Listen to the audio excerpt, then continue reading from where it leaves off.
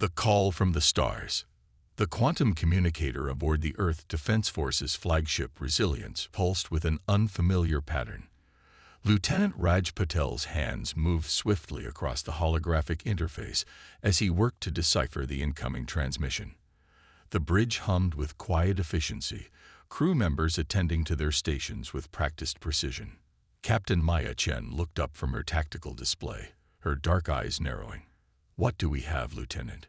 she asked, rising from her command chair. "Distress signal, Captain.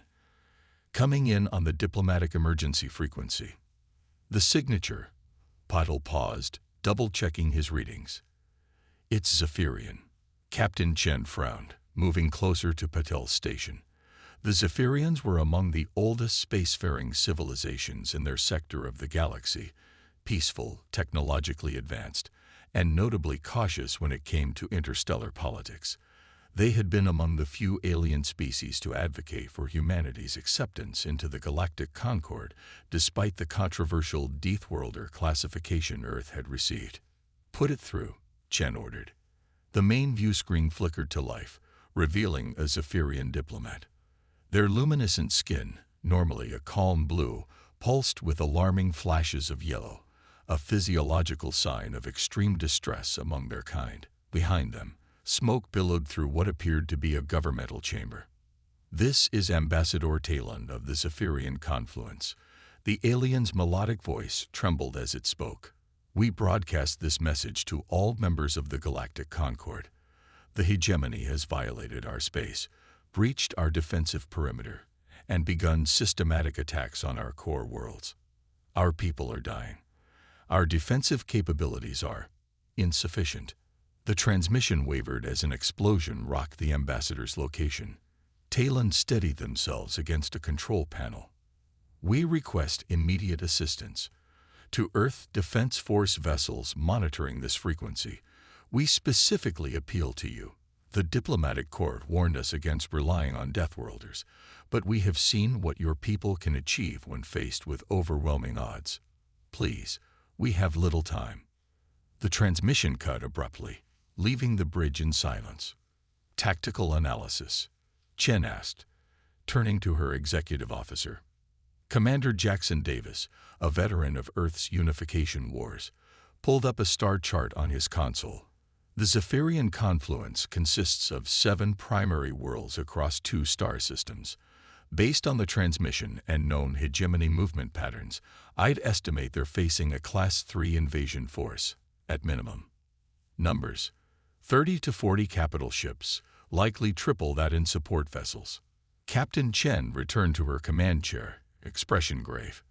The hegemony, a coalition of aggressive species from resource-poor systems, had been expanding their territory for decades. They preferred soft targets, technologically advanced worlds with minimal military presence. The Zephyrians, with their focus on art, science, and philosophy rather than warfare, were ideal prey. "Contact Earth Command," Chen ordered. "Request permission to respond to the Zephyrian distress call." "Captain," Davis interjected, "the Concord's non-intervention protocols are clear regarding conflicts between established members. If we engage the hegemony directly, it could jeopardize humanity's standing." Chen's lips pressed into a thin line. "The Zephyrians stood for us when most of the Concord wanted to keep us quarantined in our own system. They saw value in the very traits that earned us the Deathworlder label." She turned to face her crew. "We're not going to abandon them now." 3 hours later, the Resilience's command staff gathered in the strategy room. A holographic projection of Admiral Elena Vasquez, head of Earth's Rapid Response Division, dominated the center of the conference table. "The Security Council has reviewed your request, Captain Chen." The Admiral's stern face betrayed no emotion. "Given the diplomatic complexities, they've authorized a limited response. You'll take your battle group, the Resilience, Defiant, and Thunderchild, plus support vessels, to assess the situation and provide evacuation assistance to Zephyrian civilians." "Admiral, evacuation alone won't. Your official orders are humanitarian in nature, Captain," Vasquez interrupted, a meaningful glint in her eye. However, the Council recognizes that humanitarian missions in active conflict zones often require defensive measures. Chen nodded slowly, understanding the implicit permission being granted. Understood, Admiral. We'll uphold Earth's commitment to our allies while adhering to Concord regulations. One more thing, Vasquez added. You're authorized to deploy ARES systems if necessary. Several officers exchanged glances. The Advanced Reactive Enhancement System, ARES, was humanity's most closely guarded military technology, allowing neural synchronization between human operators and combat systems. It reduced reaction times to near instantaneous levels by merging human creativity with mechanical precision. The Council is serious, then, Chen remarked.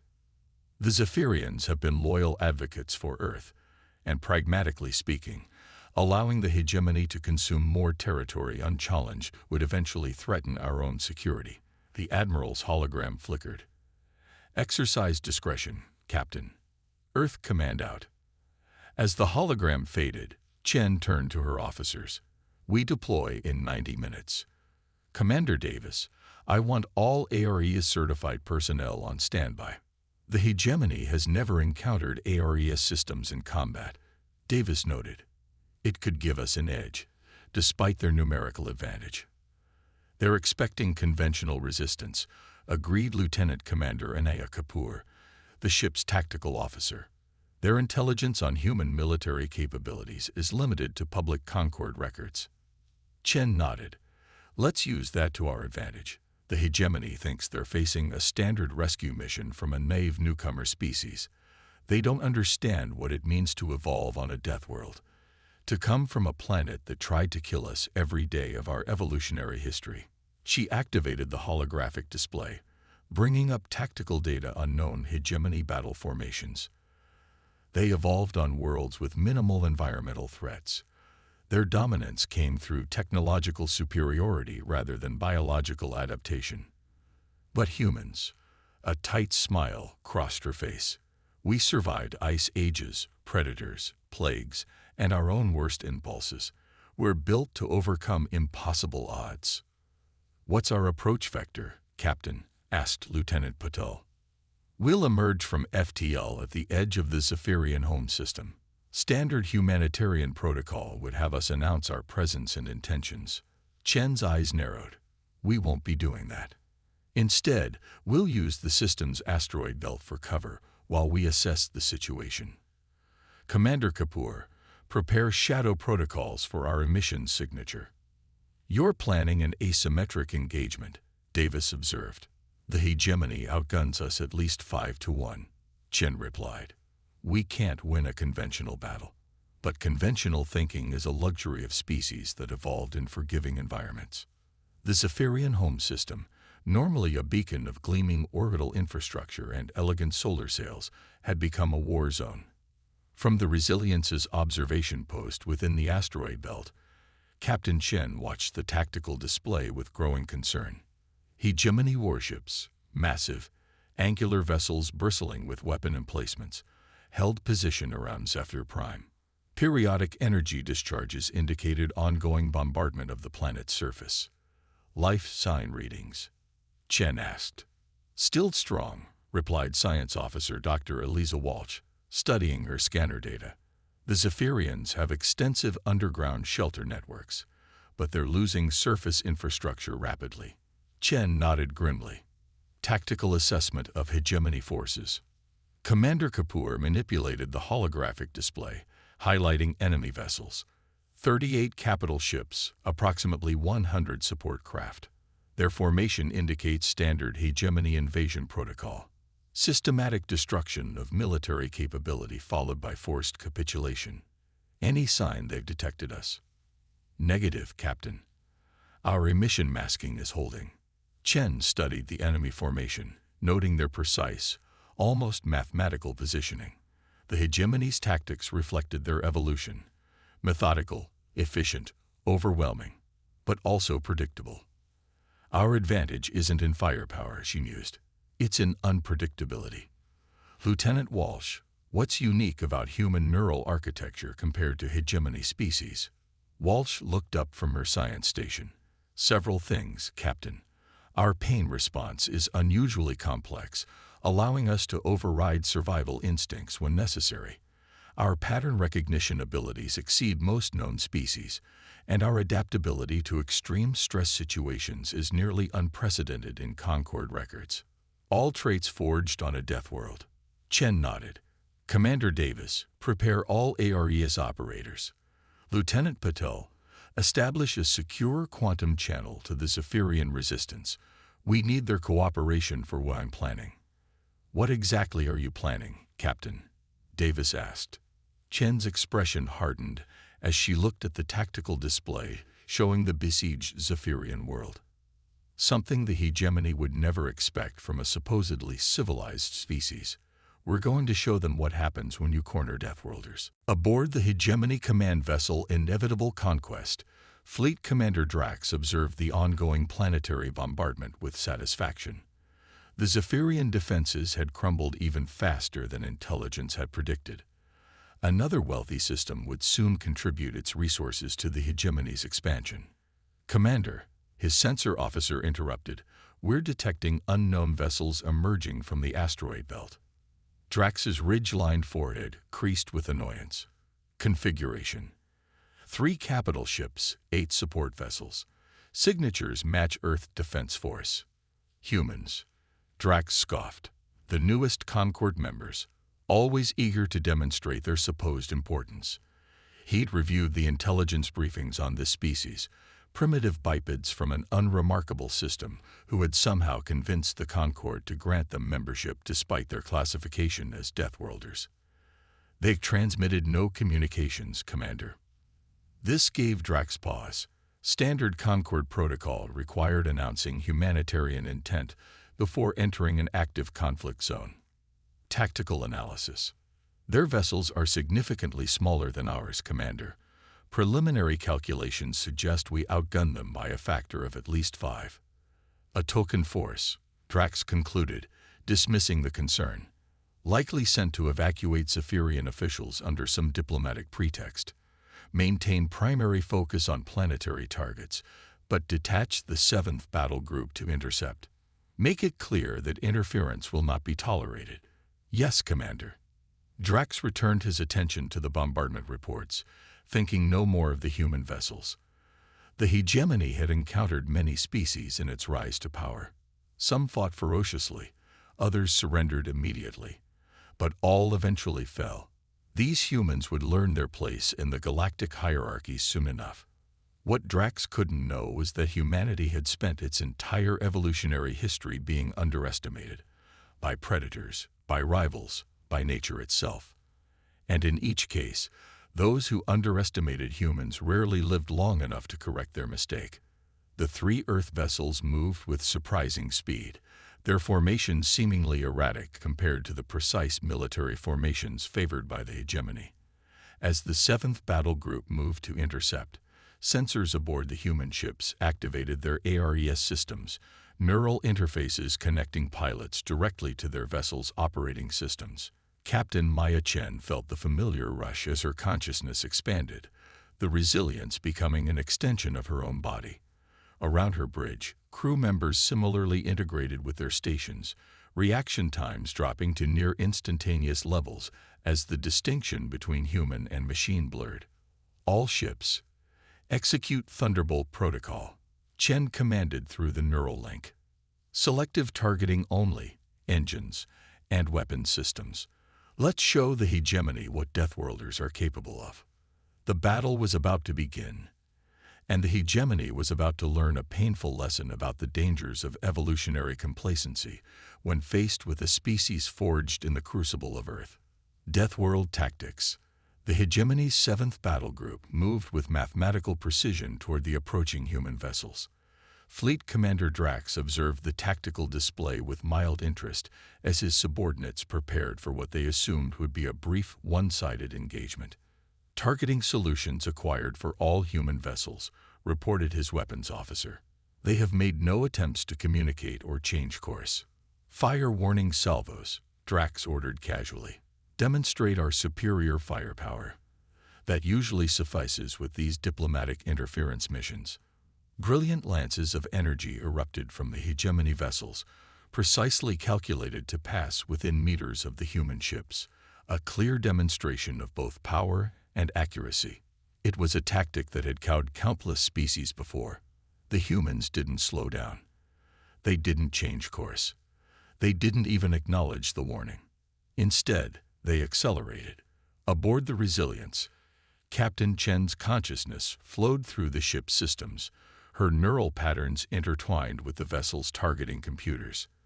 Through the ARES interface, she perceived space not as empty void, but as a complex three-dimensional battlefield, trajectories and vectors visible as intuitive pathways. All vessels, initiate proximity scatter on my mark, she commanded through the neural network. Random pattern Alpha 7. The Earth vessels suddenly split apart, each taking a different vector at maximum acceleration. The maneuver appeared chaotic, almost desperate to conventional military doctrine. But to the ARE's enhanced human crews, it was a perfectly choreographed dance. On the Hegemony command ship, alarms sounded. The human vessels have broken formation, reported a confused tactical officer. Their movement patterns are irregular. I cannot determine their attack strategy. Drax frowned. There is no strategy. They're panicking. Target the largest vessel and destroy it. The others will retreat. But before the hegemony gunners could lock targeting solutions, the human vessels executed another series of seemingly random course changes, placing them in positions that conventional military doctrine would consider suicidal, directly between hegemony vessels, forcing the aliens to hold fire to avoid hitting their own ships. What are they doing? Drax demanded, his composure slipping. This violates all established combat protocols. Captain Chen smiled grimly as the Resilience slipped between two hegemony cruisers, so close that the larger vessels couldn't bring their main weapons to bear without risking self-damage. Point defense systems online, she ordered through the neural link. Execute precision protocol. The Resilience's weapon systems weren't designed for ship-to-ship combat against larger vessels, but they were perfect for targeting specific external systems at close range. Guided by ARE's enhanced human reflexes, pinpoint energy bursts struck the hegemony ship's sensor arrays, communication dishes, and weapons targeting systems. Throughout the battlefield, the other Earth vessels executed similar maneuvers, darting between enemy ships like predators among a confused herd. The hegemony's numerical and firepower advantage meant nothing when their weapons couldn't track the smaller, faster human ships operating with what appeared to be impossible reaction times. Captain, we're receiving encrypted transmissions from the Zephyrian resistance, Lieutenant Puddle reported. They're ready to execute their part of the plan. Chen nodded. Transmit the activation codes. Commander Davis, prepare for Phase 2. Across the Zephyrian system, dormant defense platforms, technology the Zephyrians had developed but never deployed due to their pacifistic nature, suddenly activated, responding to commands from the Earth vessels. While individually weak compared to hegemony weapons, their strategic positioning around key orbital lanes created a sudden, unexpected threat. On the inevitable conquest, Fleet Commander Drax watched in growing alarm as his carefully arranged battle groups fragmented, individual ship commanders reacting to local threats rather than maintaining formation. Order all vessels to maintain position, he barked. These are primitive tactics. We must respond with discipline. But discipline was proving difficult to maintain. The hegemony fleet evolved from hierarchical species that prized order and centralized command, wasn't prepared for the seemingly chaotic human approach to warfare. Each hegemony vessel waited for orders before adapting to new threats, a delay of mere seconds, but critical when facing ARE's enhanced human reflexes operating at neural speeds. Commander, his communications officer interrupted, we're detecting energy signatures activating throughout the system. Previously dormant Zephyrian defense platforms are powering up. Drax slammed a clawed fist onto his command console. Impossible. Intelligence confirmed the Zephyrians possessed no significant military assets. The platforms appear to be responding to commands from the human vessels, the officer reported. They're establishing a containment grid that will restrict our movement options by 64%. For the first time, Drax felt a flicker of genuine concern. What had begun as a routine conquest was rapidly becoming something unprecedented in his long military career. 2 hours into the engagement, the situation had transformed dramatically. 8 hegemony capital ships drifted powerless, their engines and weapons disabled by surgical strikes from Earth vessels, moving with impossible precision. The rest had been forced into defensive formations, their coordinated attack on Zephyr Prime halted. In the Resilience's command center, Captain Chen directed operations through the ARES interface, her consciousness simultaneously monitoring multiple battle zones across the system. Despite the intensity of the neural link, her expression remained calm, focused. This was what humans did best, adapting to impossible odds, turning disadvantages into strengths. "Status report," she requested. "Hegemony fleet is in disarray," Commander Davis reported. "Their formation has completely collapsed. Individual ship commanders are making tactical decisions independently and contradicting each other. The Zephyrian defense grid is at 82% activation," added Lieutenant Commander Kapoor. "Another 20 minutes, and we'll have the entire hegemony fleet contained." Chen nodded. "And our losses?" "Minor damage to the Defiance port stabilizers. 2 support craft reporting shield failures. No casualties. No casualties. Against a force that outnumbered and outgunned them 5-1. It was a testament to both human ingenuity and the hegemony's fundamental misunderstanding of what they were facing. "Captain," Lieutenant Patel called out, "we're receiving a communication request from the hegemony command vessel." Chen allowed herself a small smile. "Put it through." Fleet Commander Drax's face appeared on the main view screen, his normally composed features twisted with a mixture of rage and disbelief. "This is not warfare," he accused. "You violate all established combat protocols. Your tactics are barbaric." Chen raised an eyebrow. "Barbaric? That's an interesting characterization from someone bombarding civilian population centers. We follow the traditional paths of conquest, as codified in galactic law. You fight like animals." "We fight to win, Commander," Chen replied calmly.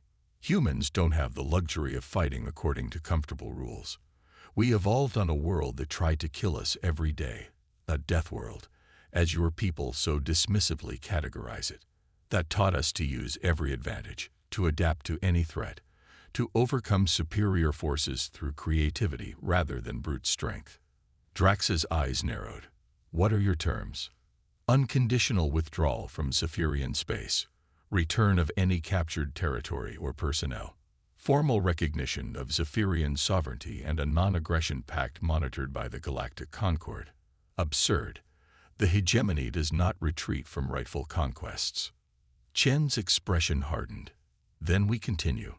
My tactical officer informs me that we can disable approximately 18 more of your capital ships before our systems require recharging.